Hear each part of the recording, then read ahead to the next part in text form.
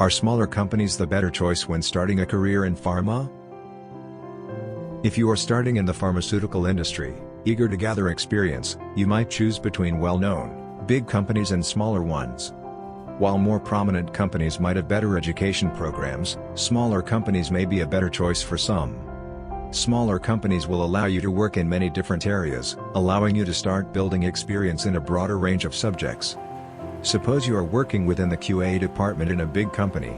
You might be responsible only for a small part of the quality system, like change control, for example. On the other hand, you would wear more hats in a smaller company and be responsible for change control, risk management, and supplier qualification. While you might get thrown into the deep end, you might find it is the best way of gathering experience.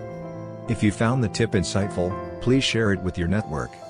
Also, if you would like to learn more about GMP and visit free training webinars, visit www.qualistory.com. See you at the next one.